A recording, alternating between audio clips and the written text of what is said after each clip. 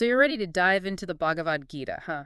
Specifically, you're interested in the absolute truth.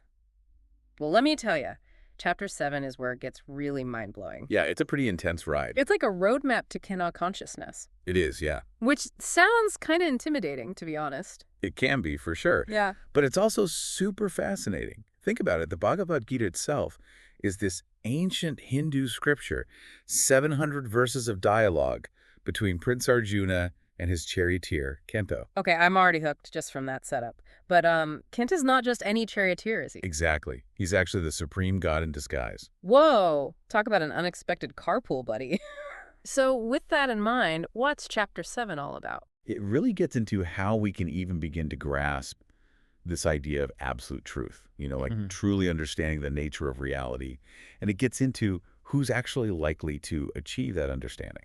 Which I'm guessing isn't always who we might expect. You got it. All right, well, you got to unpack this for us. The text jumps right in, talking about these two natures right at the start. What are those, and how do they color the way we see the world around us? Right, so we're talking about material energy and spiritual energy here. Everything around you, your phone, even the air we breathe, that's all material energy. Yeah. Okay, the physical stuff makes sense, but is that it? No, it's more than that. Yeah. It's also our thoughts, our feelings, even that ego, that sense of I. So basically, anything we experience with our senses, the tangible and the intangible, all falls under this material energy umbrella. Oh, gotcha. And here's the trippy part. The Bhagavad-gītā says there's another energy, a superior one, and it's often hidden in plain sight. Hidden, but all around us. Exactly. Okay, now I'm really intrigued. It's the energy of consciousness itself. You, me, every living thing.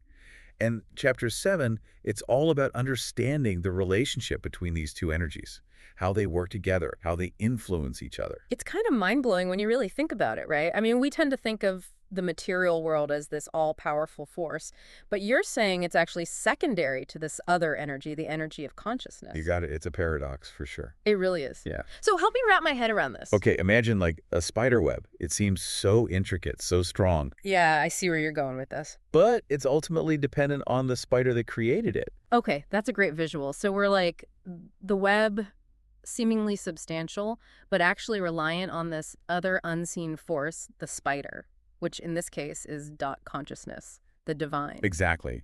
And just like the spider can create and destroy its web, right, the divine energy, it ultimately controls and influences the material world. Even though, honestly, we often don't see it. Right. Because we get so caught up in the web itself, we totally forget about the creator. Which brings us to that incredible analogy in verse 7.7, comparing the entire universe to pearls strung on a thread. Each pearl like a piece of creation, beautiful and unique. I love that imagery. But ultimately, they're all held together by this single thread representing Kanta. Right. It's a powerful way to visualize how interconnected everything really is, even though we perceive ourselves as separate, like individual pearls, So We're all part of this grand divine design.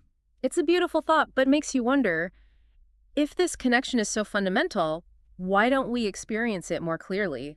What's blocking us? That's where those three modes of material nature come in: goodness, passion, and ignorance. They're like filters on our perception. Filters. Yeah, they influence everything we see, everything we do, even what we desire. It's almost as if we're seeing the world through different colored glasses, and those lenses, those modes, determine how clearly we can perceive this underlying connection, this thread that binds us all. That's a great way to put it.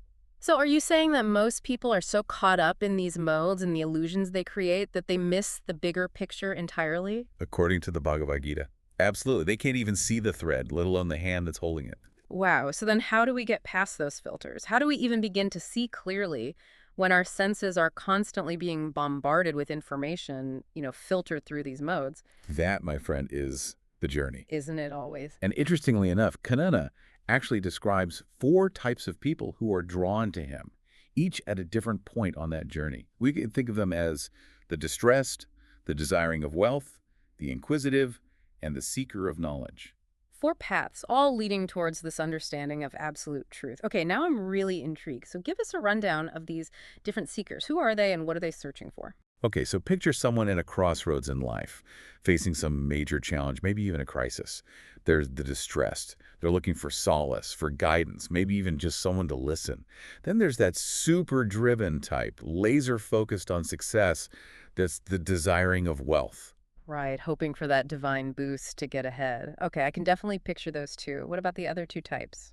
Well, you've got the inquisitive, naturally driven by curiosity. They're exploring different paths, dipping their toes into spirituality, but not necessarily diving in headfirst. I get it. And then you have the knowledge seekers. These are the folks who are all about those deep philosophical dives, constantly questioning, always yearning for a deeper understanding. Four very distinct approaches to spirituality, each with its own motivations, its own methods. It makes you wonder which one of these is most likely to actually break through those filters, to truly grasp the nature of reality, to achieve that consciousness. That is the million-dollar question. And verse 7.19 actually introduces us to the Janavan. The Janavan. That sounds intriguing. Who are they? They are a rare breed indeed. A rare breed, and now you have to tell us more. What sets the Janavan apart? What makes them so special? Well, this is where it gets really interesting. So, before we got sidetracked, we were talking about the Janavan, this rare group that the Bhagavad-gītā singles out. What is it about them that makes them so special in the eyes of Q? Well, the word Janavan basically means one who possesses true knowledge. And it's not just, about book smarts or anything.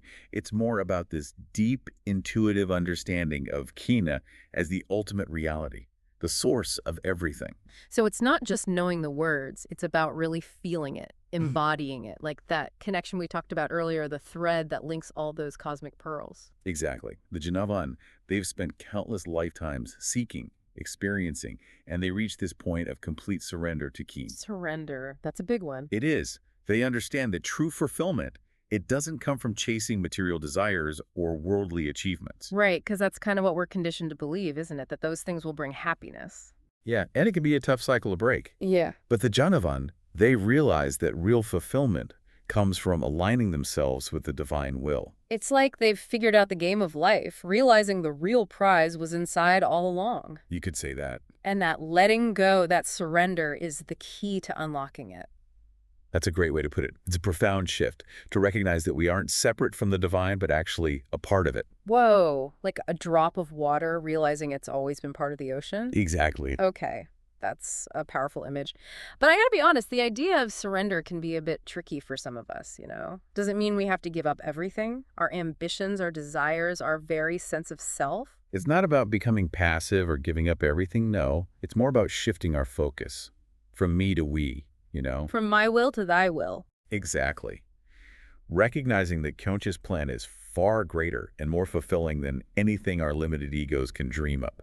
So it's less about renouncing everything and more about realigning ourselves. Instead of trying to force our own path, we surrender to a higher purpose. Yes, trusting we're being guided toward our ultimate good. So instead of swimming upstream, we're going with the flow. You got it.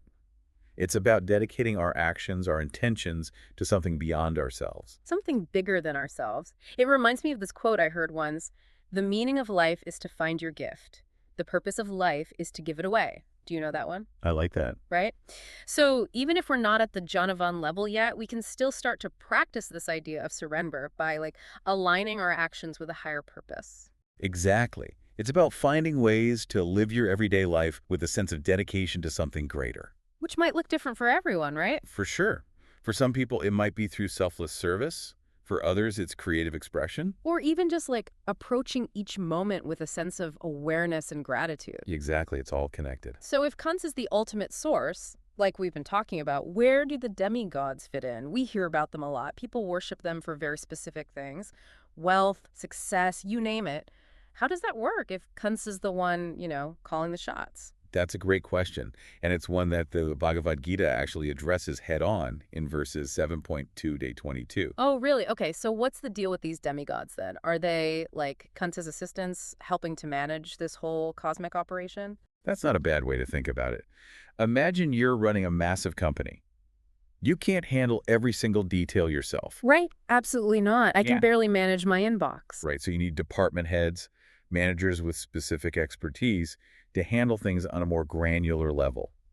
The demigods are kind of like that. Okay, so if I'm praying for good health, I might appeal to a demigod specifically associated with healing, Exactly. knowing they have influence in that area. And it's important to remember that those demigods, powerful as they might seem, Because they're no joke, right? no, they're not. But they're ultimately answerable to Kionat. He's the CEO, the ultimate source of all power and authority. The top dog. You got it. So it's like going straight to the source is the ultimate goal. You could see it that way. But remember, not everyone's ready for that direct connection. We talked about those different types of seekers earlier, right? Some are just starting out on their journey. They might need a more relatable, more tangible point of focus. And the demigods, with their specific domains, they can provide that. It's about meeting people where they are on their spiritual path, offering different levels of access. Exactly. Think about it. If you're brand new at a company, you probably wouldn't go straight to the CEO with a question. Oh, absolutely not. You'd probably start with someone in HR or a colleague, right? Someone who could point me in the right direction. As you gain more experience, you might eventually work your way up that chain of command. Okay, that's a great analogy. So worshiping the demigods, it's like starting in a specific department, gaining experience, and ultimately realizing that all roads lead back to the CEO, to Kana, the source of it all. But even then, even with that understanding, this idea of complete surrender, of totally relinquishing control to a higher power, I mean, it can still feel a bit daunting. How do we even begin to, wrap our heads around that? Well, I think it's important to remember that. It's funny how we were talking about surrendering to something bigger than ourselves. It's a pretty profound concept when you actually stop and think about it. But it's also where things can get kind of paradoxical, wouldn't you say? 100%. We tend to equate surrender with weakness, right? With defeat, even. Right, like giving up. But in the context of the Bhagavad-gītā, it's actually a source of immense strength and liberation. Because it's about letting go of this illusion of control, isn't it? Exactly. We think by holding on tight, we're somehow in charge of our destiny. But the Gita's like, nope, true freedom comes from letting go. It's a totally different way of looking at things. Imagine, like, a sailboat captain trying to steer against a strong current. Oh, I can already picture it. White knuckles, teeth gritted. They can struggle with everything they've got, but the current's always going to be stronger, right? It's a losing battle. Exactly. But surrender, in this sense, it's about recognizing the power of that current, adjusting the sails, and actually allowing it to carry you to your destination. It's like stop fighting the universe, work with it, go with the flow. Exactly. It's about recognizing that we're not separate from that flow, but actually a part of it. We are, after all, those drops in the ocean of Kigyo consciousness, right? Right. And when we resist that reality, when we cling to this limited sense of self, that need to control, well, that's where we create suffering. It's like that saying, what you resist persists. Mm-hmm. The more we try to force things, the harder life gets. It's true. But when we loosen our grip a little, surrender to something greater than ourselves, we create space for peace, for joy even. And in that space, in that surrender, that's where real transformation can happen. It's like letting go of a tightly wound rope, Okay, I like That doesn't mean the rope disappears, it just unfurls. It can finally reach its full potential. So how do we actually practice this surrender, though? It's easy to talk about, but to actually live it, that's the real challenge. Yeah. You're absolutely right. It's a practice. And it starts with awareness, with cultivating that inner observer. Just noticing those moments when we're clinging to control, resisting the flow of things. Catching ourselves in the act. Exactly. And then, gently, with compassion, starting to let go. And you've mentioned intention a few times. Where does that come in? Intention is like setting the compass of our hearts, right? If our intention is to align ourselves with the divine will, to act in service to something greater, our actions, even the smallest ones, become infused with this deeper purpose. It's not just about what we do, but why we do it. Exactly. So even mundane, everyday things can become acts of devotion. 100%. It's about bringing that awareness, that dedication to Keen, into everything we do. And as we do that, gradually our perception starts to shift. We begin to see those connections, the hand of the divine at work, even in ordinary moments. It's like we're slowly removing those colored glasses, those filters of the material world, and our vision becomes clearer. That's a beautiful way to put it. It's a journey of remembering who we really are, reconnecting to that divine spark within us all. And the Bhagavad-gītā, it's like this incredible guidebook for that journey. It really is.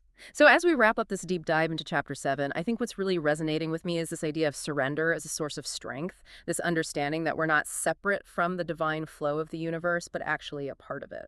It's about recognizing that interconnectedness, that unity, and remembering that even when things get tough, that divine energy is always there, guiding us towards our highest good. And that's a pretty empowering thought to end on. So, to our listener, thank you so much for joining us for this incredible deep dive into the Bhagavad Gita. We hope you'll take these insights, these teachings, and continue to explore them in your own life.